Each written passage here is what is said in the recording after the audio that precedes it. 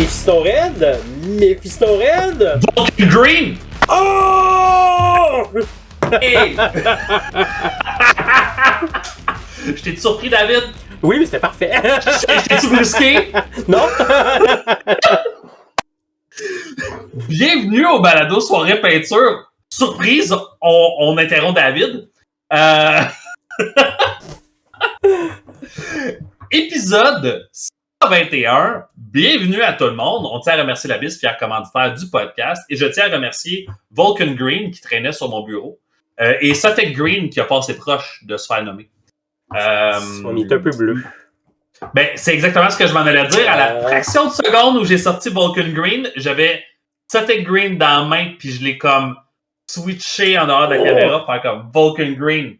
Wow. Puis là, j'avais peur que tu me donnes ton Warpstone Glow parce que tu as dit plus vite ton Mephisto Red. Ah! Tu l'as dit plus vite. J'ai failli pas le temps de faire ma joke. Failli. Non, mais les gens vont regarder ça, ils vont se dire, hey, c'était pratiqué avant, mais non, c'était juste parfaitement timé. Ça paraît que David puis moi, on anime ce podcast-là depuis Christy 2 ans et demi. J'ai pas calculé, pour vrai. Je me suis posé la question cette semaine. J'étais genre, je sais combien d'épisodes qu'on est rendu, Ouais. mais 121, c'est pas le chiffre officiel, parce que là-dedans, on compte pas les épisodes en anglais, on compte pas les épisodes spéciaux. Fait tu sais, on est à plus que 121, dans le fond. Puis je me suis dit, mais il y a 52 semaines dans une année. Oui. Ça ferait 104 épisodes, parce qu'on en a pas mal toujours fait une fois par semaine.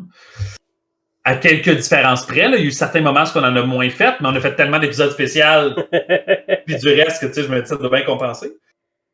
Je vais l'avoir le compte dans quelques instants. OK. 140 épisodes. On est à 10 épisodes de notre 150e. Oh! Ben, ouais. 10 épisodes de notre 150e en général, mais pas du numéro 150. Ouais. Fait que là, soit on fait un épisode spécial 150e qui n'est pas le vrai 150e, soit on fait un épisode spécial 150e parce que c'est le vrai 150e. Oh! Ça commence à être stressant, là. Ben, je commencerai par dire qu'on a, tant qu'à parler du fait que ça fait plus que 2 ans qu'on fait ça, puis qu'on arrive bientôt à 2 ans et demi, on a un petit peu switché la formule. On a un petit peu changé les choses. L'épisode d'aujourd'hui va être un épisode tour de table, discussion de hobby, projet futur, projet actuel.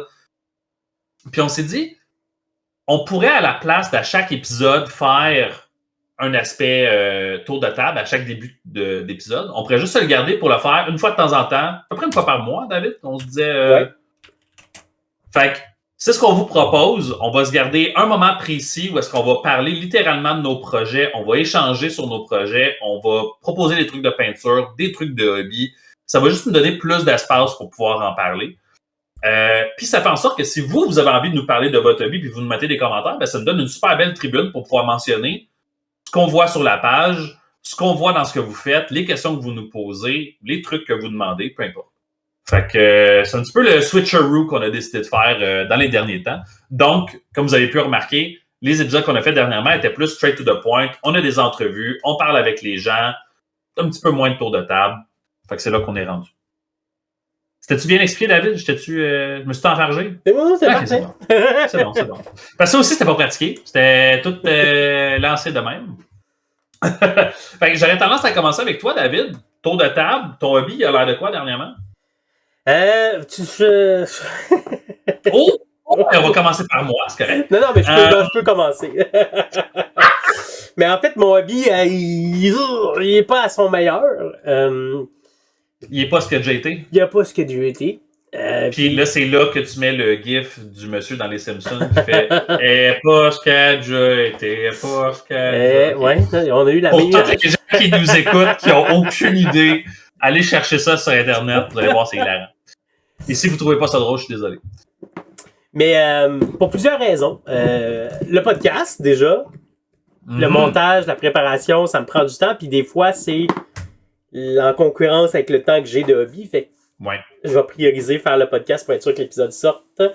Fait qu'il y a ça, mais c'est pas juste ça. J'ai des enfants et une vie de famille. Merci pour tous les sacrifices que tu fais, David. Merci énormément. On te le dit pas assez.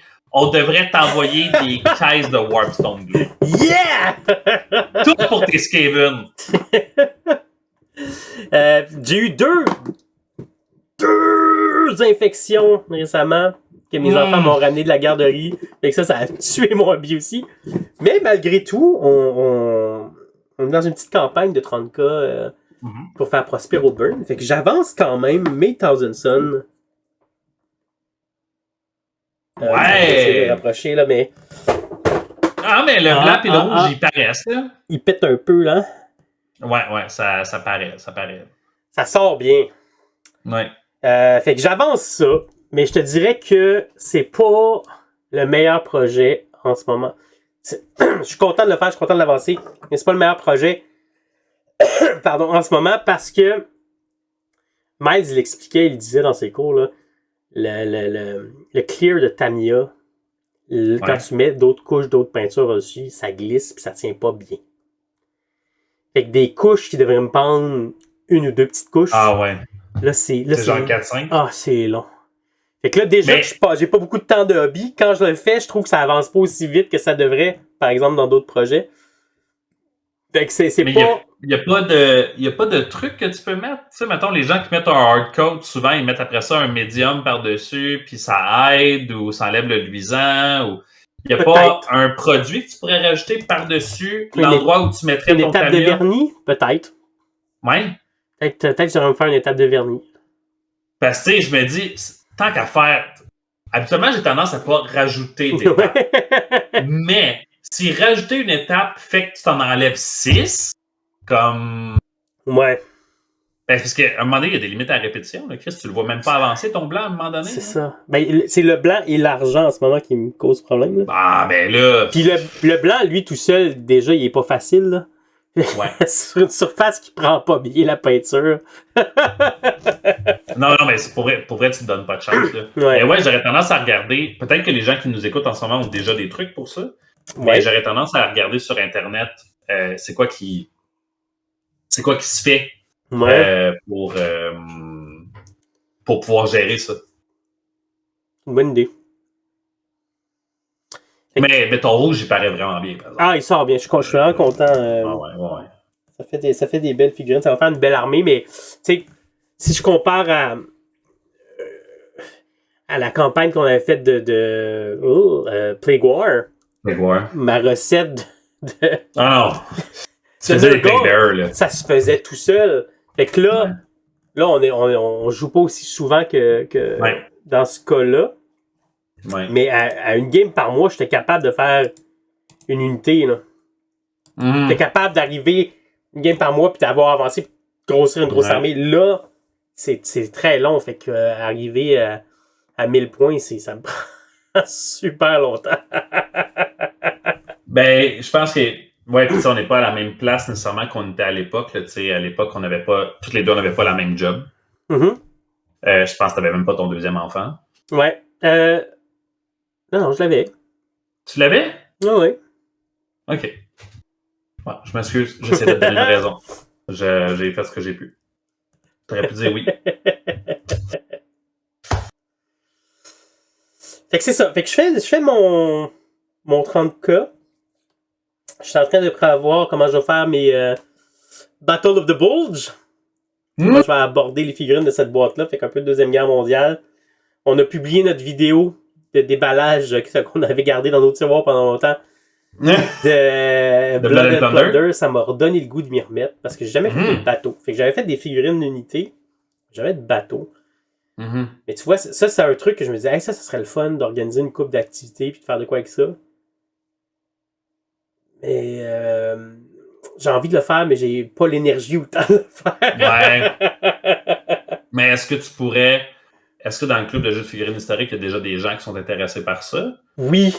Que de juste lancer une soirée gaming, juste comme genre, hey, un jeudi soir, on vient faire du Blood and Plunder. Tu sais, juste, tu t'enlèves un maximum d'organisation, on vient juste triper.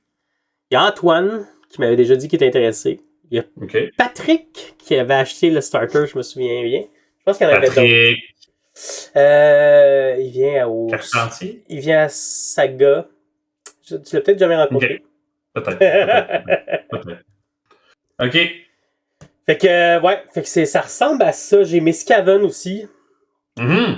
Mais là, faudrait qu'on rejoue pour que ça me remette dedans. Là. Ouais. Ouais, parce qu'on avait un projet Skaven Fireslayer. Là. Ouais. J'ai encore un Fireslayer qu'il faut que je te donne pour que tu puisses faire de quoi avec. Fait qu'il y a ça, puis il y a mon garde de 100 ans. Là, la sortie, on se doute que ça s'en vient bientôt. Là.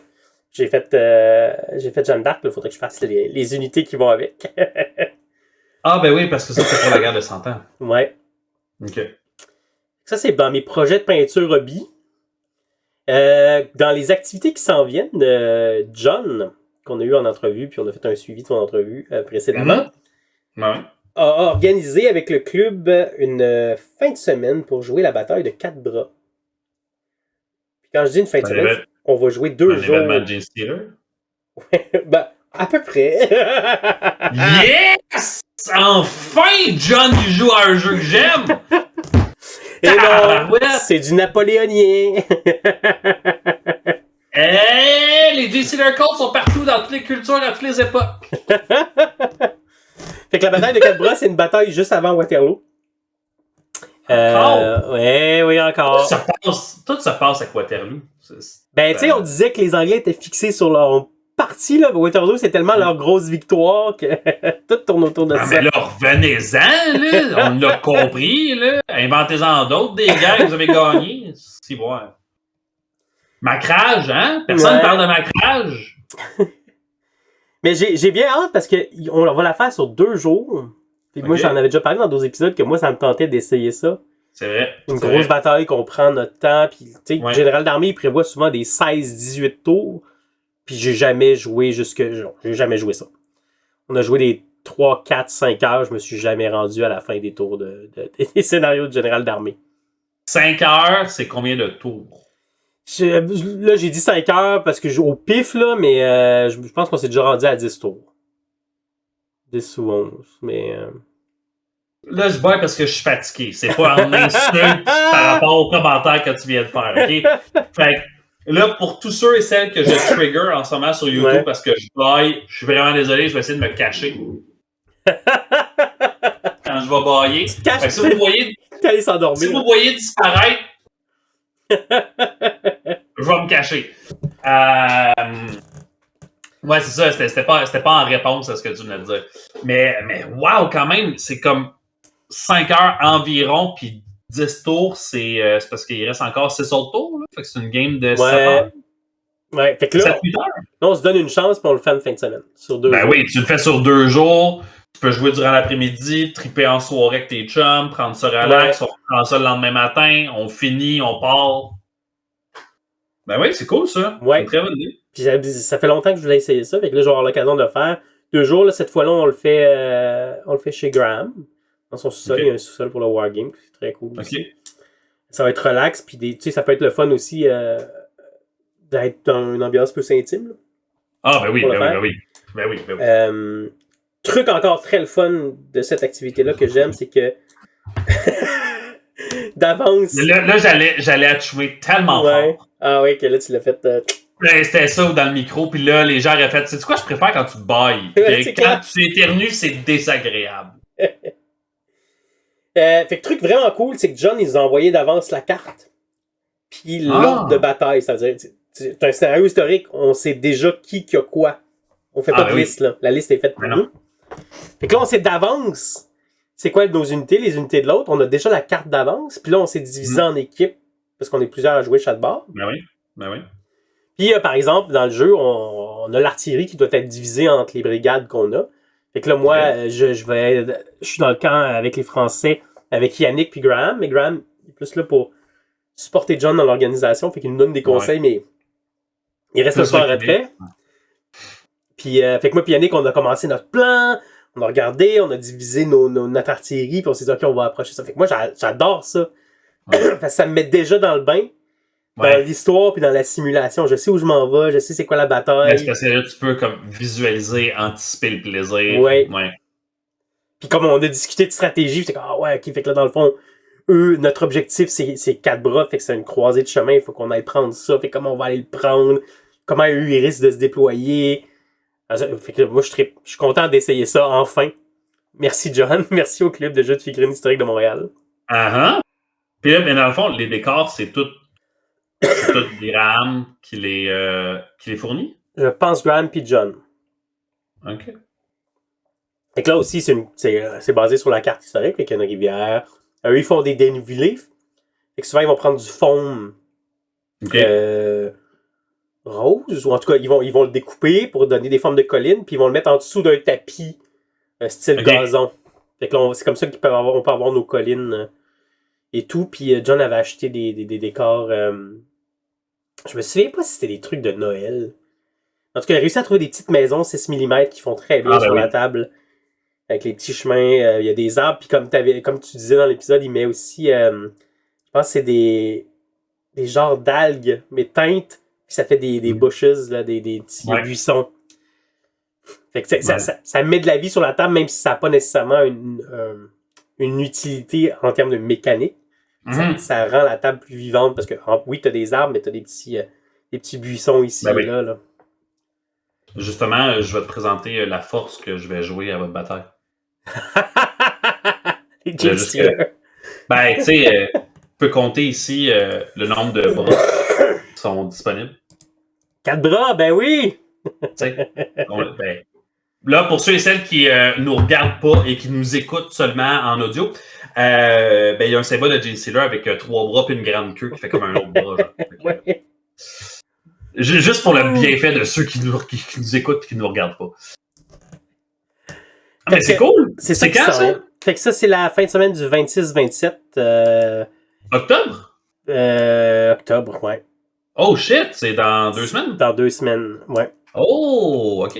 Enfin, puis comme pour les gens qui disent vous êtes chanceux, j'aimerais ça faire d'autres trucs là, mais c'est des trucs qui ont été annoncés dans le Discord du club de jeux de figurines historiques. Fait que si vous vous joignez à nous, vous commencez à faire des activités avec nous, c'est le genre d'activité auquel vous pourriez participer. C'est vrai. Mais c'est la beauté aussi de se créer un club, de se créer une communauté. Quand Simon organise des grosses journées de Horus Hérésie avec le club, je pense que Ludovic avait organisé un tournoi de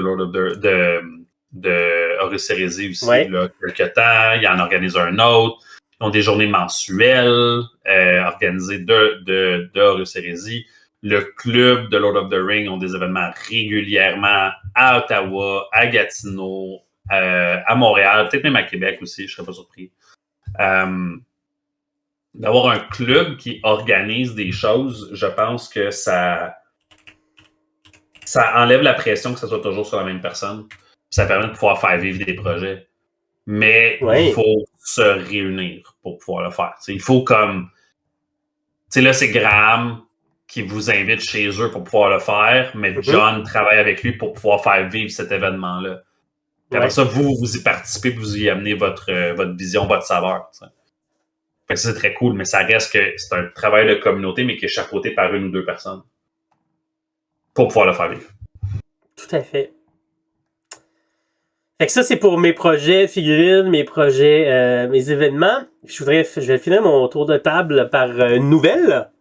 Oh! Parce que des fois, on mettait ça dans notre tour de table, une nouvelle, puis on partait sur une tangente. Ben oui. Nouveau starter set de Kill Team. Ouais! Avec des décors en MDF prépeints chez Game Workshop, qui habituellement nous donnait des décors de plastique. J'ai été surpris. Toi, Kevin, as-tu été surpris?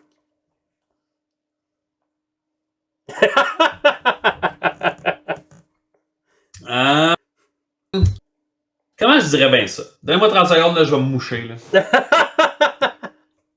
Hey. J'ai été très surpris de voir des décors en MDF. J'aime le look qu'ils leur ont donné. Ce n'est pas du MDF poche, bon ou prime et noir, puis on se dit que c'est du terrain. Je m'en fous. Les gens qui aiment ça, gâtez-vous. Moi, personnellement, c'est pas pour ça que je fais du wargame. Ça m'intéresse pas. Au moins, il y a une image sur leur MDF. Oui. Mais pour... Là, ce que je vais te dire, ça va être méchant. Hein? Oh! pour moi, si ce qu'il y a sur la table, c'est pas amené au même niveau que les modèles qui y sont, en termes d'attention, c'est pas obligé d'être peint au même niveau. C'est pas obligé d'être converti au même niveau. Il y a des gens qui font des tables extraordinaires avec des canettes de Coke, puis des pailles, puis du styromousse, puis pas ça. L'attention au détail, le travail est là. Ça paraît bien, ça fait vivre l'immersion. J'ai l'impression, quand je vois ça, de retourner au Dreadnought en carton. Ah. J'ai l'impression de retourner à un board game où est-ce que mon héros, il est en petit carton puis il bouge sur un board. Ça me gosse. Il y a une partie de mon cerveau qui se dit, c'est une introduction. C'est fait pour faire descendre le coût d'entrée, que la personne ait une belle expérience, qu'elle joue avec 2 warbands. Bon, selon moi, c'est pas les 2 warbands que j'aurais choisi. Parce que ce que j'aime de Kill Team, c'est le fait que c'est le everyman, n'importe quel warband. Ça peut être, c'est héroïque, mais c'est pas obligé d'être des Space Marines. Tu sais, le Krieg contre Orc qu'on a vu dans une vidéo. Ouais. Le Tempestus contre les Tau, les Vespides. C'était très cool. Change ça pour être Space Marine contre Chaos Space Marine. C'est très cool aussi. Mais been there, done that. Comme, ce cheval-là, là, il est mort. On l'a kické. On l'a ramené à la vie. On l'a kické pendant qu'il mourait à nouveau. Puis on l'a rechevé. Je veux dire, c'est correct que ça soit Space Marine contre Chaos Space Marine, mais s'il te plaît, dans le starter set, ça serait-tu possible de faire quelque chose qui, pour moi, c'est une kill team? Là, j'ai l'impression d'avoir des squads complètes. J'ai l'impression d'avoir juste comme... C'est correct, mais terrain en MDF, ça va être moins beau. Le board doit être en plastique, en papier ou en petit carton. Ça va être moins beau. Les modèles qui sont dessus, c'est des modèles très détaillés. C'est pas des modèles... C'est des modèles de Hero, là. Ouais. Les modèles de Hero, quand vous les regardez, là, il y a plein de détails. Les Death Guard qui sont dedans, là, sont méga texturés, là. Oui. C'est pas du easy paint. Easy to build, ouais, ok. Parce que c'est des easy to build. Mais Christy, je me dis, si le but c'était de faire descendre le coût d'entrée et de rendre le hobby accessible, pour vrai, il y avait clairement d'autres solutions. T'as toute la gamme de la 8e édition de Space Marine, des intercesseurs easy to build, des Reaver easy to build, un Dreadnought easy to build. Dans la 9e édition, ils t'ont sorti des Assault Intercessor easy to build. T'as plein de choix dans les Space Marines. Puis dans les Death Guard aussi, il y aurait eu moyen de faire une kill team avec moins de gars, faire 2 teams, des terrains MDF si tu veux, mais plus petits. On donne une plus petite expérience parce que de toute façon, l'expérience de kill team, tout comme l'expérience de Necromunda, tout comme l'expérience de Warcry, tu veux la vraie expérience, c'est en 3D. Ça prend de la hauteur, ça prend de la vie, ça prend quelque chose. Il n'y a pas de hauteur, c'est juste des barricades, dans le fond. Oui, il n'y a pas de hauteur. Et c'est correct, encore une fois, c'est pour faire l'entrée, je le comprends. Mais ça donne tellement une expérience qui est limitée.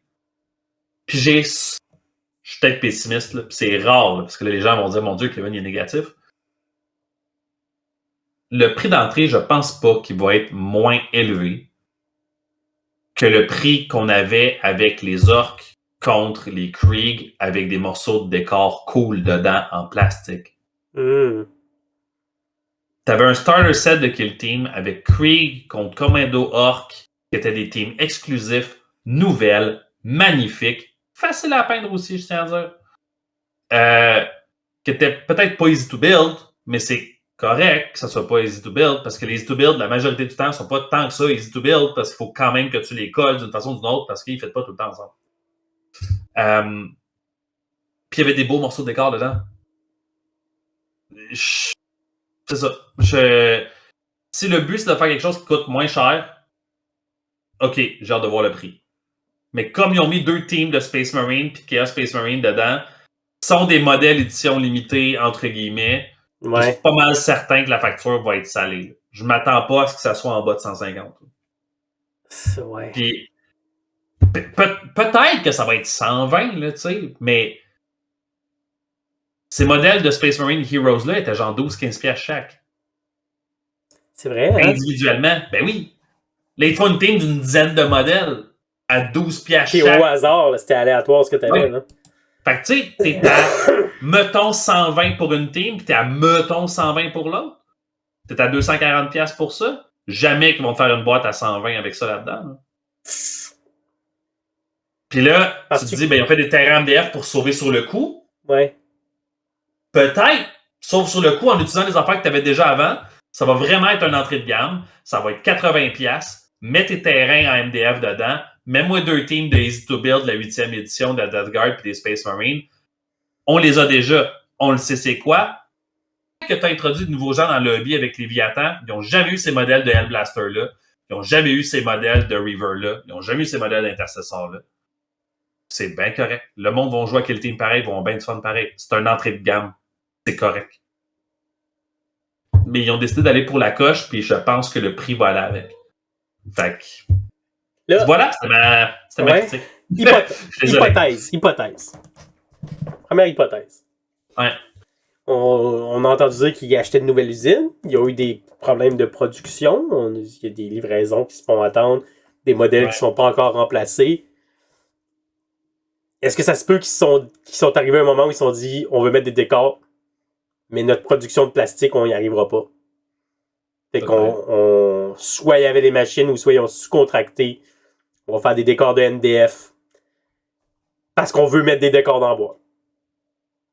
Hypothèse 1. Hypothèse 2 que j'ai eue en lisant un article de Goonhammer sur le nouveau Starter Set.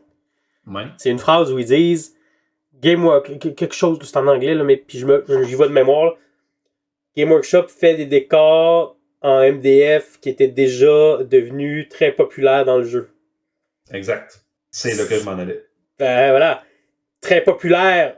Puis là, je pense que ça vaut la peine de préciser chez les joueurs de tournoi. Et ouais. Les joueurs e-sport, qui cherchaient des décors dont la fonction est de remplir la règle exactement de couverture. Pas nécessairement aller chercher l'immersion, mais donc, puis comme on en parlait souvent dans le podcast, ils ont eu une tendance à aller vers le e-sport, à aller... Kill Team, c'est un jeu de ça. Là. C'est ça. Kill Team, là, j'ai vraiment hâte de voir la personne qui va me dire qu'elle a fait une Kill Team avec des noms pour chacun de ses personnages, puis l'évolution de leurs cicatrices. Mais c'est correct. Ouais, c'est clairement hypothèse 2. Ouais. Parce que si le but c'était de sauver sur leur production de plastique, ils pourraient juste prendre les décors qu'ils produisent déjà, qui font déjà partie. C'est juste du packaging dans ce temps-là. Fait que je pense pas que ça soit ça. Okay. Je pense qu'ils sont allés pour le... C'est déjà présent dans le jeu. Ça fit avec la philosophie de notre jeu. Et on baisse le prix d'entrée. Donc, entrée de gamme, c'est correct. Merci, bonsoir. Mais là, ce que ça veut dire pour moi, c'est ça, c'est un marché que Games Workshop n'avait pas encore touché. Il y a plein de compagnies qui vivent en ce moment sur le MDF de belle qualité.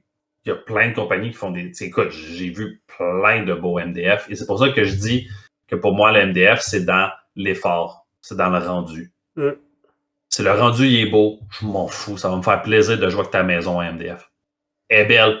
T'as fait une belle église en MDF? On va jouer avec ton église en MDF. J'ai acheté du MDF. Là, il n'existe plus malheureusement, mais de Foreground qui faisait des décors médiévales fantastiques qui pouvaient servir dans Mordant. C'était pour ça que je suis allé les chercher. Puis leurs décors sont super. Puis en plus, c'est du pépin. Là. C'est super. Oui. Sarisa Précision, j'achète beaucoup chez eux pour du Deuxième Guerre mondiale. C'est du décor simple, facile à avoir, mais quand tu le peins comme du monde, ça fit bien dans ta table de Deuxième Guerre mondiale. Il y en a à l'Abysse, si vous regardez bien, là, des décors de MDF Deuxième Guerre mondiale. Mais ça, c'est une chose. Mais ce qu'on voit sur les tables de tournoi, c'est pas ça. Non. C'est pas ça. C'est des décors simples, avec un pattern dessus, pas toujours peint, mais quand il y a l'effort de peindre, c'est noir, gris, un peu peut-être de dry brush, mais c'est vraiment la fonction est, voyons, c'est quoi le mot? Oh! C'est pas une fonction d'immersion, c'est une fonction de règle? De règle, c'est ça. De practicalité? Ouais, c'est ça. Il y a un mot, mais en tout cas. On remplit l'efficacité de la règle, on veut être efficace, on veut remplir le côté pratique. C'est ça, purement pratique, purement fonctionnel. Qu'est-ce que c'est là? Est-ce que c'est ça que Game Workshop va chercher? Je pense que oui. Est-ce que c'est un test de marché? Si ça marche, ils vont se mettre à faire des décors de 40K MDF simplifiés? Oui. Mais, c'est Games Workshop. Ils vont pas aller dans le simplifié parce que leur but, ça va pas être de battre la compagnie qui fait du MDF. Je m'excuse, là, ça va sembler jugement. Leur but, c'est pas d'enlever une part du marché à la compagnie qui fait du MDF poche. Leur but, ça va être d'aller compétitionner avec les compagnies qui font du MDF cool. Parce qu'ils vont vouloir dire, check, tu peux aller chez eux, oui, mais regarde ce que chez nous on a. Et nous, on le fait avec l'iconographie de Warhammer. Donc, ton landing pad spécial, là, tu peux l'avoir en MDF. Puis il y a un bel icône de l'Aquila en plein centre. Qui a l'air exactement comme l'Aquila dans Space Marine 2. C'est ça qu'on fait chez nous. Les églises sont comme dans les jeux de comment ça s'appelle? Total War 2, Total War 3. Le but, c'est de représenter ce que tu vois. Et le MDF, pour moi, la place qu'il a le plus, c'est dans Oddworld. Parce que l'interaction avec le terrain est beaucoup moins grande. Ouais. Elle habite la table, mais tu vas pas te promener dans tous les morceaux de terrain. Elle est là pour habiter la table. Alors que dans Kill Team, tu interagis avec ton décor. Fait que là, c'est comme pour Warcry, c'est comme pour Necromunda. Il faut qu'il soit multi-layer pour que ton MDF soit intéressant, vivant, dynamique. Alors que si tu fais un beau manoir, une belle cour, une belle église, une belle tour de magie, tout ça, ça fait tout dans Oddworld, là. Et il n'y a aucun problème, ça va bien paraître sur une table, ça va faire des belles photos, ça crée ton immersion, mais tu n'as pas besoin d'interagir avec la tour de magie, tu ne vas pas aller jouer dedans. Fait que ça. Fait que vu que tu joues du rank and file, moi c'est comme ça que je le vois. Ben oui. Alors que c'est ça. C'est ça. Mais je serais pas surpris. Je serais pas surpris. Ouais. En tout cas, toute une nouvelle. C'est toute une nouvelle qui m'a fait jaser en masse toute la semaine. Fait que ça, c'était tout pour mon tour de table. Toi, Kevin, qu'est-ce qui se passe de ton bord? Ben, j'aimerais, mettons là, que vous nous écoutez, puis c'est votre première fois à écouter le podcast. Vous êtes comme, ah ouais, un épisode spécial sur les tours de table. Je me dis, tant qu'à lancer notre nouvelle mouture, si vous voulez, de tour de table, je me dis, on avait commencé à faire durant un certain temps des shout-outs comme des étoiles du match, des MVP, des VIP, whatever le nom que vous voudriez bien donner. Là. Dans la communauté, à tous les mardis, on fait le mardi projet en cours, où est-ce qu'on invite les gens à venir nous partager. Puis je me dis, tant qu'à se faire un épisode où est-ce qu'on parle de ça, pourquoi pas en faire un moment où est-ce qu'on en parle justement, puis qu'on met le petit spotlight sur les gens dans notre communauté qui font des beaux projets. Fait que David, je vais nommer le mien. Je te laisse le temps d'aller fouiller pour toi parce que je t'avais pas. Tu m'as pas prévenu. Pas dit d'avance. Non, je t'avais pas prévenu. J'ai eu l'idée tantôt pendant qu'on jasait. Là. Fait que, encore une fois, quand on se dit qu'on se laisse aller. J'aurais tendance à mettre comme. Pour tout de suite, on verra quand Phil va revenir. On pourra en jaser tous les trois. Mais là, j'irais juste fouiller dans le mardi PEC. J'irais juste fouiller dans le mardi, projet en cours, les projets qui nous inspirent. Fait qu'encore une fois, le but, c'est pas « est-tu fini, mon Dieu, je le trouve beau », c'est « il m'inspire, je le vois, qu'est-ce qui m'intéresse là-dedans ». Peut-être qu'à un moment donné, on se lancera à l'avance, puis toi, puis moi, puis Phil, on se dira « on fouille sa page au complet ». Qu'est-ce qui s'est passé dans la dernière semaine ou dans le dernier mois, puis on pourra l'ouvrir à ce moment-là, mais là, pour l'instant, je nous garderai dans le mardi PEC. Si ça te va. Ben oui, go. Moi, j'aimerais ça lancer un petit shout-out à Raphaël Lavallée, qui a fini une belle unit de Deathwing Knights, qui sont les nouveaux modèles de Deathwing Knights. Très, très cool. Il a fait une très belle job dessus. La base est simple, désert, mais pas de la même couleur que le reste du modèle. Ouais. Les Deathwing sont beige déjà. Fait que je trouve ça cool qu'il y ait une couleur similaire à la base, mais pas exactement la même. On a des petites roches ici et là qui sont dessus, qui donnent un petit peu de texture. Le vert pop vraiment beaucoup comparé à son beige. Puis son rouge qui tire vers l'orange aussi, fait un bel accent de couleur sur le modèle. Fait que je trouve ça très, très cool. Puis dans la photo qu'il nous a partagée, en plus, il est en arrière d'un morceau de décor. Fait que c'est comme une photo qu'il nous a partagée, probablement en plein milieu d'une bataille. Ouais. Fait que je trouve ça très cool parce que là, la photo est comme in action, si tu veux. Fait que je trouve ça très, très nice. Fait que ça serait mon... c'est vrai qu'ils sont beaux. Ça serait mon coup de cœur. Mettons, on appellerait ça un coup de cœur. Fait que voilà. Fait que David, as-tu déjà fait ton choix ou est-ce que je continue sur mon tour de table? Moi, je vais y aller avec Roger. Oh, Roger! Lequel? Parce que Roger, il en a mis un ou deux, je pense. Mais j'aime ce qu'il a fait avec son impression 3D avec de la résine transparente. Puis de avec son Top Gun? Non, mais le truc avec la lumière UV, là. Ah, ok, oui, c'est bon. C'est vrai que c'est cool. Ça avait l'air très cool, là. J'ai hâte de voir, il dit que ça ouvre la porte pour des projets plus ambitieux. Ah ouais. J'ai hâte de voir. Mais c'est fou ce que Roger a réussi à printer dernièrement. Là. Il avait fait un Captain America qui était extraordinaire. Là, j'ai dit Top Gun parce que c'est celui-là que je voyais là, dans les affaires. Ben oui. Mais il a fait un Maverick de Top Gun qui est vraiment magnifique. Mais ça, tu vois? Sur le Top Gun, tu le vois, la résine transparente, entre autres, sur le casque. La visière du casque. Ouais. Ah, ben tu vois, j'avais même pas catché. Moi, j'étais comme, je comprends pas. J'ai dit que c'est de la résine transparente, mais je la vois pas. J'étais comme, c'est normal, elle est transparente. Fait que je pensais que c'est juste moi qui étais cave. Ben, tu vois, moi, je suis pas un fan de buste dans le hobby. Il y a des gens qui aiment ça. C'est bien correct. Moi, mais c'est ça. Je suis pas fan. Mais je trouve ça cool ce que les gens font. Mais ça, ce que Roger fait avec son Captain America, avec son Top Gun, ça, je trouve ça cool. C'est peut-être parce que c'est plus que juste le visage et les épaules, genre? C'est peut-être, je sais pas. Mais ça, pour moi, on est plus proche d'une statue. Une statuette, un presse-papier, une affaire qui tient les livres ensemble. Tu sais, mettons, le Russe Hérésie avait déjà fait une édition spéciale de Russe. Ça, pour moi, je le vois comme ça, je trouve ça vraiment cool. Fait que je trouve ça vraiment nice. Ben écoute, fait que j'imagine que David, on va inviter Roger à nous partager ses prochaines affaires d'imprimante transparente que j'aurais pas vues. Je vais continuer sur mon tour de table. Ben oui. Donc, ces temps-ci, pour moi, ça roule. Disons qu'avec le projet pour le Warcry d'Halloween, là, l'épisode, au moment où il va sortir, on devrait être à peu près à une semaine de l'événement. Je pense. Grosso modo, ouais.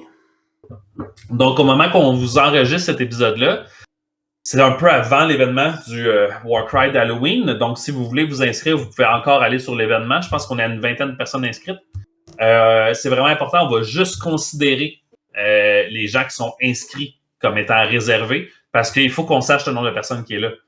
On ne peut pas planifier la table, les décors et tout pour 70 personnes si on ne le sait pas d'avance. Puis là, vous allez voir dans mon tour de table un peu pourquoi est-ce que ça demande un petit peu d'organisation et de calcul. Moi, dans mon hobby, dernièrement, ça a été beaucoup de peinture de murs. Donc, je me suis vraiment laissé aller. Là, ça sort bien. Ah ouais, là, on le voit. Là. Fait que là, tu sais, j'ai un petit écran ici. La lumière en haut, ouais. Lumière, je sais pas si on va bien le voir. Ouais, on a une belle affiche qui était bien posée par David, Phil. Beau travail à tous les deux. C'était du beau travail d'équipe, pour vrai. Dans le fond, on a fait, pour ceux et celles qui ont suivi, on en a parlé un petit peu, là, mais tout le groundwork, j'ai tout commencé la job pour faire toutes les étapes de base. Puis après ça, toutes les étapes de base intermédiaires pour pouvoir l'amener à la coche en haut, on l'a tout fait en gang. Fait que c'était vraiment rapide. Puis moi, après ça, j'ai juste pu reprendre la POC à partir de ce moment-là puis aller pour faire les autres étapes d'après. Fait que là, c'est tu travailles en chaîne tout seul, tu travailles en chaîne en équipe, puis tu travailles en chaîne tout seul. Fait que je me suis lancé dans les murs que j'ai terminé. Fait que ça, c'est vraiment cool. C'est fait.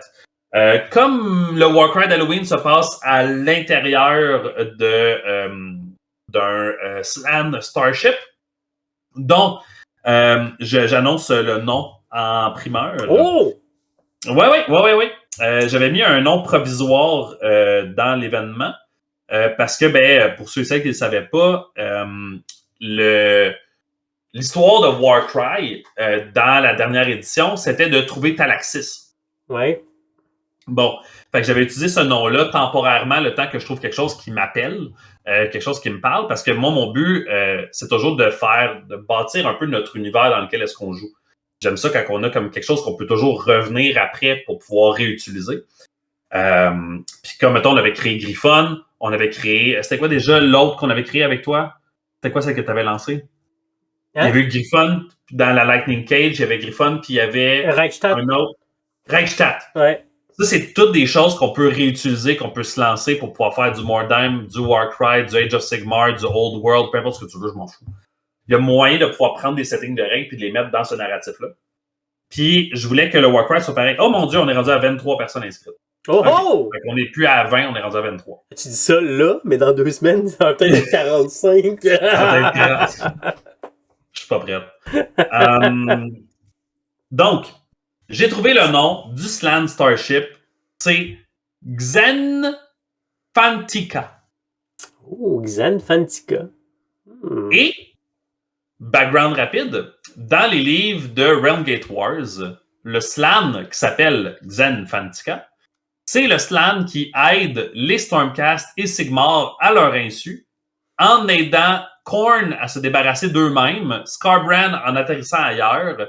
Il y a eu plein de petits moments dans les Realmgate Wars. Il a aidé la Everqueen. Ah. C'est quelqu'un qui est un peu in the shadows, qui aide ici et là en lisant les astres, puis qui fait bouger la balance des choses sans que les gens s'en rendent toujours compte. Et je trouvais ça très, très cool que pendant le Age of Sigmar au début, on a lui qui agit comme ça. Puis à un moment donné, on n'en entend plus parler. Pourquoi on n'en entend plus parler? Parce que son Starship s'est effoiré en plein milieu de Gur. Il s'est écrasé. Et là, pendant l'âge, le reste du temps, l'effet magique du Slan Starship, l'effet de Gur étant un royaume de bêtes qui veut toujours reprendre le dessus, ça a du sens que par-dessus le Starship s'est écrasé profondément dans le sol, qu'il y ait des montagnes qui se soient créées autour pour comme avaler le Starship. C'est ça que nos aventuriers vont faire. Ils vont rentrer dans des chaînes de montagnes en essayant de pouvoir suivre les indices pour pouvoir trouver le Slan Starship. Et finalement, rentrent dans les montagnes. Et dans les montagnes, ils descendent tranquillement. Ils arrivent dans le Slan Starship sans vraiment se rendre compte qu'ils sont rendus à l'intérieur. Et là, on joue à l'intérieur de ça. Puis là, parce que je ne vais pas dévoiler toutes les punches. Mais l'idée, c'est qu'on est à l'intérieur de ça. Mais à l'intérieur de ce Starship-là, il y avait des créatures qui habitaient là. Il y avait des choses. On fournit à boire, c'est ça? Hein? Tu dis que tu ne vas pas dévoiler toutes les punches, on fournit du punch. Oh, wow! Wow! Bravo, David. Bravo. Mais oui, donc, on a peint un gros zone mortalis, mais ça serait plate que ça soit juste zone mortalis. Je voulais que ça donne un feel. Fait que les murs, moi, la façon que je le voyais, c'est que les murs du Starship, ils pourraient avoir l'air de ce que tu veux. On n'a jamais vu de quoi avait l'air l'intérieur d'un Starship de Slan. Fait que pour moi, ça pourrait être pareil comme toutes les Space Marines, puis on n'en a rien à crisser. C'est pas grave, on le sait pas. Mais il devrait avoir des structures qui nous révèlent l'identité de ceux qui y habitaient. Si les murs sont connus de Warhammer 40 000 ou qui sont un peu futuristes avec des lumières puis des colonnes, ça pour moi, ça me dérange pas vraiment. Mais je voulais quand même qu'il y ait quelque chose qui nous dit que c'était des séraphons qui habitaient là-dedans, tu sais. Fait que j'ai peint les décors. Ouais. J'ai peint les décors de Warcry et on a même des petits coffres avec des têtes de skink. Ah ouais. Pour donner le feel de Slan. Puis là, j'en ai encore plein à faire. Fait que c'est ça le reste des affaires qui vont me rester à faire. C'est que j'en ai fait déjà plusieurs comme ça. Mais j'en ai encore plein d'autres à faire. Fait que je suis rendu là. Je suis rendu à faire des débris pour pouvoir donner un peu plus de vie à ce board-là pour que déjà on a des colonnes, déjà on a des murs, on a des corridors, on a déjà tout ça. Mais là, pour rajouter à ça, pour moi, c'est la structure, elle est faite, mais qui vivait là-dedans? Ben, c'est les débris qui racontent l'histoire de cette civilisation-là qui, malheureusement, a été détruite. Les Séraphons n'y habitent plus maintenant. Ben, si les Séraphons n'y habitent plus maintenant, qu'est-ce qu'il y a dedans? Oh! On ne sait pas. Mais pour laisser les vestiges de cet empire-là qui existait là-dedans, qui maintenant est disparu. Fait que c'était ça dans mon hobby. Puis, pour ceux et celles qui suivent un peu mon Instagram puis mes posts Facebook un peu partout, gros fan de Necromunda, je suis vraiment tombé à 2 pieds dedans. Premièrement, j'ai commencé à assembler mes Vansar Tech Hunter qui viennent dans la boîte de... C'est-tu un gang qui t'intéressait, que tu voulais jouer? Oui. OK. Oui. Je trouve que les Vansar sont nice. J'apprends à découvrir l'univers de Necromunda, fait que j'apprends à découvrir tranquillement. Mais j'aime l'idée d'avoir des dudes dans un suit, mais c'est des humains qui meurent tranquillement. Ce suit-là les garde en vie, mais en même temps, peut-être que non. Fait que je trouve ça cool. Puis c'est surtout l'histoire de la boîte. L'histoire de Hive Secondus, elle se raconte tout seul, elle est vraiment nice. Fait que moi, je suis un gros fan des Genestealers. Fait que ça, c'est fait. Fait que c'était justement la première gang que j'ai assemblée. Donc, j'ai fini de peindre. Ah ouais. Je sais pas si on va bien le voir, là, mais. Ah ouais, on le voit un peu. Fait que j'ai fini de peindre les Terramites et j'ai fini de peindre les Genestealers, les Mouse Train Genestealers. J'ai tellement de fun à peindre ces dudes-là. Là. Ils sont pas pareils que des Genestealers, non? Ils sont plus gros. Ils sont plus gros? Ils sont plus gros. Ils sont plus faibles, non, dans l'histoire? Oui. Dans le fond, on pourrait se faire un épisode au complet sur Hive Secondus, mais ils sont plus faibles. Dans le fond, l'histoire, grosso modo, là, c'est que les Genestealer Cults sont censés être des générations qui évoluent à travers les générations, toujours dans le but de passer de étape 1, on est subtil, ça paraît pas beaucoup. Étape 2, on est encore subtil, mais ça paraît un peu plus. Étape 3, là, il y a clairement des mutations, il faut qu'on commence à se cacher. Étape 4, on est rendu là, c'est le temps d'un uprising, on y va, on call le mothership des tyrannides, ils s'en viennent, on a repris la planète le temps qui arrive, on est des milliards à être tout là-dedans. Pendant que tu t'y attends pas, on a infiltré ta sphère politique, on a infiltré ta sphère ouvrière, on a infiltré ta sphère d'armée. Tu te fais ramasser de tous les bords, de tous les côtés. Puis quand tu t'y attends pas, tu penses que tu t'en es peut-être sorti. Ben non! Il y a les tyrannides qui sont arrivés dans ton atmosphère. Merci, bonsoir, c'est réglé. Il y a comme une date de péremption. Mettons, on va appeler ça comme ça. Pour les Mouse Train Genestealers, non. Il n'y a pas de date de péremption. Ils ne peuvent pas communiquer avec le mothership.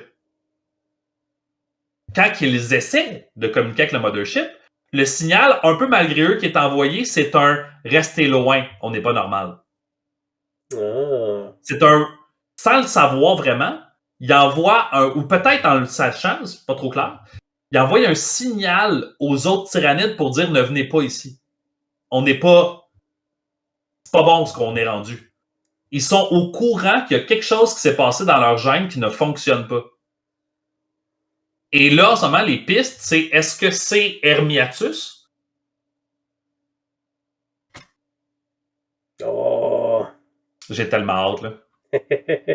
J'ai goût de jouer à Necromunda à cause de lui. Ah ouais! Pour vrai, ceux et celles qui savent ce que je me suis pris pour il faire... plastique ou il est... Resin Forge World. OK.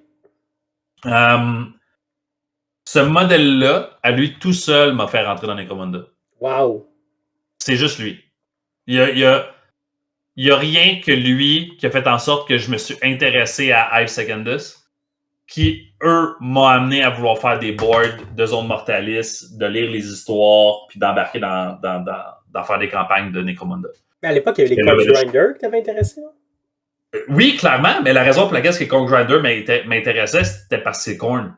OK. Puis je connais Khorne. Fait que j'étais comme, Khorne est cool. Ouais. Khorne, c'est Khorne. Les modèles étaient cool, ça c'est clair. Mais on n'était pas... J'avais pas un modèle iconique qui me donnait vraiment l'envie de me lancer à 2 pieds dedans. Ça n'empêche pas que j'ai une gang au complet de pain, là, avec même des héros supplémentaires de pain de Corpse Grinder. C'est pas ça qui manque. Mais ouais, fait que là, je me suis lancé et j'ai reçu ma carte. Je vais essayer de vous la déballer. Je vais essayer de... OK. Là, je me bats un peu, là. Une minute. Là, tout le monde en ce moment la regarde puis ils ont comme peur que je la déchire. Et pas peur. Là, ce qu'on voit, c'est une belle carte blanche. Ceux qui nous écoutent. Ah! Là, Kevin se retourne. Okay. Et là, on a la carte dans toute sa splendeur. On a, juste ici, là, vous voyez, ça c'est Hive Secondus. Ah ouais, un gros cratère bien noir. Mais là, ce qui est intéressant, c'est tout le reste. Tout ça. Et là, ce que je trouve vraiment cool, c'est que cette map-là, quand tu regardes un peu là, le contenu de la map, tu réalises que ce sera pas long, j'essaie de refermer tout ça. Si tu as lu les livres de campagne qui étaient sortis, tu as en haut ici les ruines de Jolan. OK. C'est le nom du troisième livre de la campagne de Necromunda. OK. Et c'est dans ce livre-là qu'ils ont introduit les Maelstrom pour la première fois. Fait qu'il y a vraiment une continuité dans les ruines de Jolan, l'introduction des Maelstrom Genestealer, la Gate, la Ash Gate, qui est à l'extérieur, et là où est-ce que Lady Elmore est rendue maintenant dans l'histoire, je ne vais pas spoiler ça. Mais tout ça, ça s'est tout passé dans la campagne qui nous a amené jusqu'à Hive Secondus pour pouvoir après ça nous faire vivre Hive Secondus. Puis je trouve ça vraiment cool que tu peux avoir joué à Necromunda depuis 2017, avoir acheté tes warbands, avoir acheté tes affaires. Le lore est pas mal toujours resté le même. On est resté là-dedans, des petites affaires qui se rajoutaient, des romans qui s'écrivaient ici et là. Puis là, on te sort la première campagne, Ash Waste. OK. Campagne d'Ash Waste. C'est un petit peu différent. Dark Uprising, on amène les cultes du chaos un peu avant. C'est vrai, Dark Uprising, c'était avant. Mais on amène du chaos, on amène de ci, on amène de ça. Intéressant. Les Enforcers, intéressant. Fait que là, on commence à avoir des policiers sur le terrain. C'est cool. Ash Waste, il y a des nomades. Il y a des affaires qui existent. Parlant de nomades, j'ai assemblé plus de nomades. Ah, cool. Fait qu'ils bâtissent ce lore-là pour qu'en fin de compte, quand on arrive à la campagne de 3 livres, on a vraiment une histoire qui vient piger dans Dark Uprising, qui vient piger dans Ash Waste, qui fait évoluer tout ça. Fait que peu importe la gang que tu joues, tu as du stock là-dedans pour toi dans ces 3 livres-là, mais c'est tout bien intégré. OK. Puis après ça, mais c'est pas forcé. J'avais pas l'impression que c'était forcé. Faut que je les lise plus, là. Mais j'ai pas l'impression que...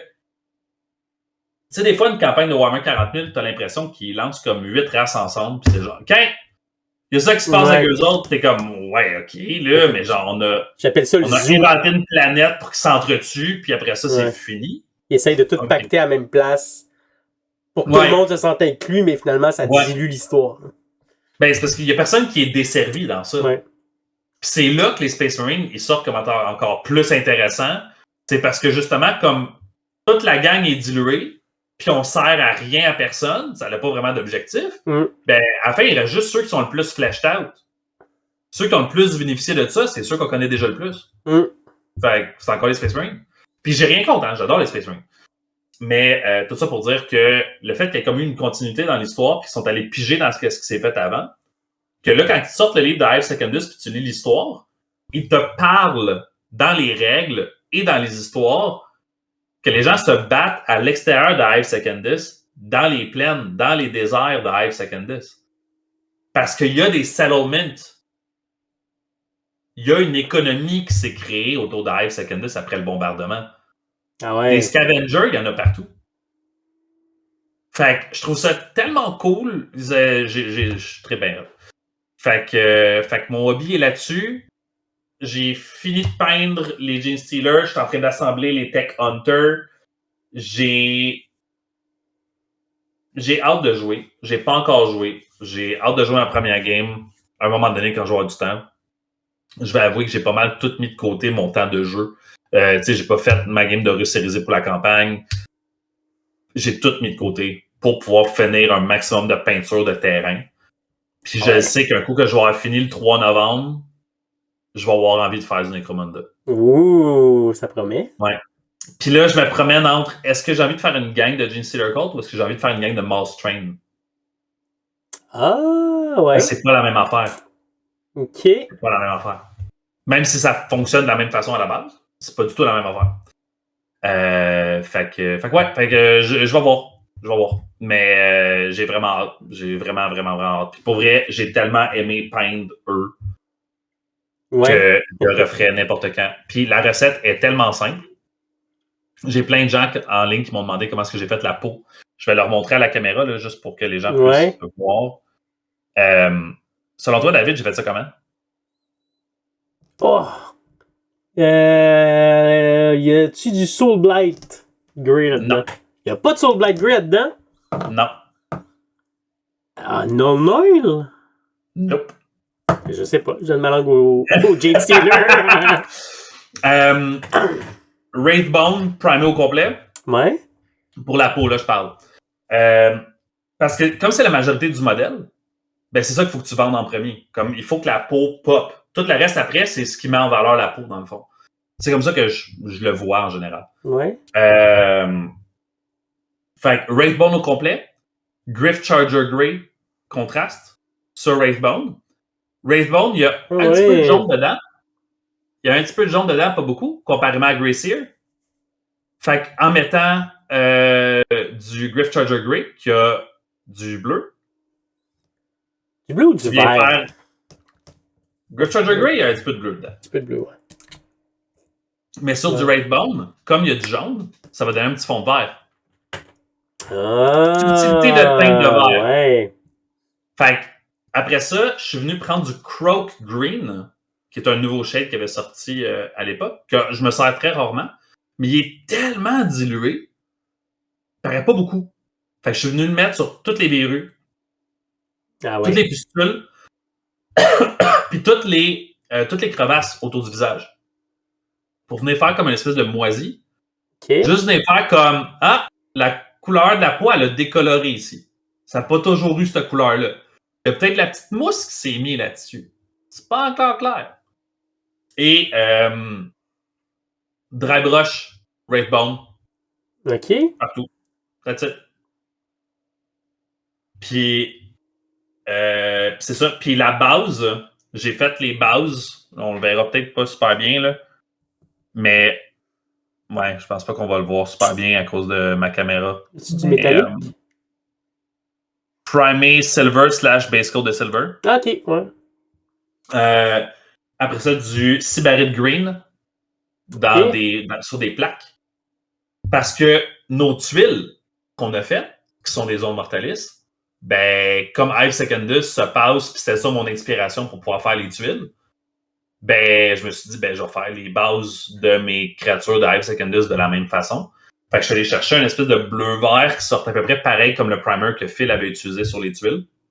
Sybarite Green y ressemble. Puis après ça, j'ai mis du Dirty Down. OK. Comme on a fait sur les tuiles, j'ai juste pris le travail qu'on a fait sur la table au complet. Je l'ai réduit à mes bases de Zone Mortalis. Fait que là, toutes mes bases de Necromunda, je les ai faites un peu comme ça. Petit driver de Silver ici et là pour montrer qu'il y a des endroits plus étincelants que d'autres. Puis après ça, j'ai utilisé un nouveau produit qui s'appelle Gore. C'est quoi? J'ai jamais vu ça. Ça vient de la même compagnie qui fait Dirty Down. OK. Ça s'appelle Gore. Et c'est du sang qui a commencé à agglomérer, fait qu'il s'étire. Ah! Dès qu'il tombe en contact avec l'air, il s'étire. Fait que tu peux le mettre sur ta base, tu peux le mettre sur tes griffes, tu peux le mettre sur ta langue, tu peux le mettre sur les parties du modèle que tu veux. Puis là, tu peux l'étirer. Mais il faut accepter que tu n'as pas le contrôle. OK. OK? Ça a été mon petit moment stressant, là. Parce que tu finis les beaux modèles, puis tu te dis, OK, ben là, il est fini, il est beau, je suis content, cool. Je vais mettre du blood. Blood sur la base, ça me dérange moins. C'est pas trop un problème. C'est ça, quand j'ai commencé à faire, genre, ouais, je pourrais mettre du blood. J'ai un des Genestealers, il a une tête avec des tentacules. Puis moi, pour moi, un Genestealer avec des tentacules, c'est comme une élitide dans ton jeu. Ouais. Là, comme t'allais manger un cerveau, là. Ouais. Fait qu'il faudrait qu'il y ait du sang qui traîne, là. Puis j'ai voulu faire en sorte qu'il y ait en bout des tentacules du sang qui était tiré, qui est allé sur les griffes pour faire comme s'il avait fait ça comme ça. Puis que là, on était dans la pause d'après. Fait qu'il y a des griffes qui sont encore pas loin de sa bouche qui devraient en avoir, puis les griffes qui sont plus loin vers le sol devraient avoir étiré les filaments de blood. Oh. Puis ce produit-là m'a permis de pouvoir faire ça, alors que j'aurais pas pu faire ça avec le Blood for the Blood God que j'utilisais habituellement. Puis là, j'ai vraiment le projet de la table, des murs, des colonnes et de Hive Secondus a vraiment débloqué mon hobby dans plein d'éléments où est-ce que des peintures que j'aurais jamais utilisées, des affaires que je me serais jamais permis d'aller faire en me faisant confiance à dire je suis capable de le récupérer. C'est comme si j'avais fait ce projet-là et que je m'étais dit, OK, mais pour vrai, peu importe ce qu'on fait, je suis sûr que je peux le récupérer. Je suis sûr que je peux lui donner une raison d'être. Je suis sûr que je suis capable de faire quelque chose avec ça. Wow. Ce projet-là a complètement débloqué mon hobby au complet. De pouvoir faire du Necromunda, je lis du Necromunda, j'écoute des podcasts de Necromunda, je lis full sur Necromunda. J'ai acheté la bibliothèque au complet des livres de Necromunda. Je pense qu'il m'en manque un, c'est les $2. Puis j'en mange tellement que je pense que ça va être comme mon nouveau Warcry, mais pour Warhammer 40 000. J'ai hâte de jouer. Encore une fois, les mécaniques, je les connais pas. Fait qu'on verra. Mais la façon dont le jeu est bâti, le fait d'avoir un arbitrator, c'est là que mon hobby s'en va. Là. Mon hobby dans les mois à venir, ça va être ça va être de plonger dans Necromunda, de faire plus de décors, mais des décors thématiques. Parce qu'en ce moment, tous les décors qu'on a fait, c'est des décors qui sont très amovibles. Fait que tu peux les mettre un par-dessus l'autre, un à côté de l'autre. C'est très Lego pour pouvoir lui donner la forme que tu veux. Mais j'aurais envie de faire des tuiles thématiques. Parce que tu dis comme, ce scénario-là, c'est ça qu'on fait. Je donne un exemple très simple. Okay? J'ai aucune idée dans l'épisode, on est rendu où? Ça fait combien de temps? OK. Faudrait penser à... on va se garder pour un autre épisode. Oh, une surprise! Ouais, c'est ça. On se garde pour un autre épisode. Je m'étais dit, par contre, que je t'avais demandé la permission, David, si ça te dérangeait que j'en parle vite. Moi aussi, ma vie, elle a un petit peu changé un peu dernièrement. Tantôt, tu disais que tu avais été très malade. Il y a plein d'affaires dans ta vie qui te demandaient plus de temps. Moi, on a appris, moi et ma femme, que je vais être papa. Félicitations! Ouais. Merci. Mon hobby est aussi rendu de lire et d'apprendre et d'essayer de voir quel genre de papa je vais être capable d'être. Fait que c'est beaucoup de ça que j'essaie de comme emboîter dans mon hobby puis dans ma psyché, là, de voir comment est-ce que je vais le gérer. Fait que je trouve ça le fun parce que j'ai des années d'expérience. Ça aussi, c'est pas mal du Dirty Down. Oui, hein? Mais je m'allais dire, j'ai des années d'expérience à te voir aller, puis à voir les autres gens autour de nous aller, à voir qu'est-ce qui crée le plus de stress, qu'est-ce qui crée le plus d'anxiété, qu'est-ce qui dérange le plus, comment est-ce qu'on s'adapte le mieux. Puis là, c'est drôle parce que j'ai des papas qui sont gamers de jeux vidéo, qui vont me dire, Kevin, les jeux vidéo, c'est le pire hobby que tu peux avoir quand tu es un nouveau papa. Tu n'as jamais le temps, tu commences une game, tu ne peux jamais la finir, ça n'a pas de bon sens. Puis de l'autre côté, j'ai des gens dans le hobby qui sont comme, le hobby de figurine, c'est la pire affaire parce que même si tu veux coller, ça marche pas. Tu peux pas peindre pendant que tu t'occupes du bébé, ça n'a pas de sens, tu serais mieux de jouer à des jeux vidéo. Puis là, de l'autre côté, j'avais les gens de jeux vidéo qui étaient comme, tu joues pas à des jeux vidéo, ça n'a pas rapport, t'as pas l'énergie pour ça, t'as pas le temps, tu peux rien mettre sur pause, tout le monde capote, le feu est dans la maison, ça n'a pas rapport. Fait que j'ai hâte de voir comment est-ce que je vais le gérer. Je le vois comme un nouveau défi, puis que c'est ça, que j'ai hâte de voir comment ça va être. Mais fait que voilà. Puis ça va bien aller. Merci. Mais je voulais l'annoncer à nos auditeurs. Je l'ai annoncé sur Facebook il y a vraiment pas longtemps. Puis je me suis dit, ben, pourquoi pas l'annoncer à nos auditeurs et à nos auditrices? Fait que là, mon hobby va changer, fait que ça se peut que vous allez voir dans les mois à venir, dans les années à venir. Peut-être un petit peu moins de projets de ma part ou des projets qui ont changé. Je pourrais peut-être pas produire de la même façon. Qui sait? Fait que voilà, fait que je suis content de pouvoir le partager avec vous autres. C'était comme mon moment tranche de vie que je peux vous partager. Tranche de vie. Ouais. Fait que là, on a eu l'élément coup de cœur, on a eu l'élément tranche de vie. Ouais. Puis là, on va aller sur l'élément conclusion. Ah oui?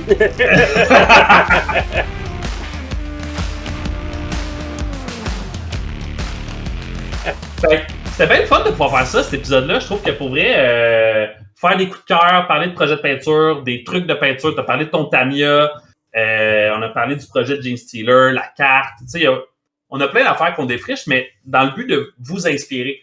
Fait que pour vrai, ça fait des affaires que j'avais envie d'entendre dans cet épisode-là de tour de table, dans cet épisode-là de hobby. J'ai pas exactement le titre de comment David voulait le nommer. Mais ce genre d'épisode-là. Oui, je sais, mais on est rendu plus tard, David. Je m'en rappelle plus. Mais ouais, fait que si vous avez des idées ou des choses que vous voulez qu'on développe dessus ou qu'on se pose comme question entre nous autres puis qu'on réponde à vos questions, gênez-vous pas. Vous pouvez, on a les médias sociaux, donc Soirée Peinture, le balado, qui est la page officielle Facebook, parce que vous pouvez voir les épisodes qui sortent régulièrement. Les épisodes aussi qui sortent sur YouTube. Donc, Soirée Peinture, c'est sur YouTube. Mettez des petits pouces. On veut des likes, on veut des shares, on veut des abonnements. Puis là, ça marche, là, fait qu'on va être plus réactif sur les commentaires aussi. Oui.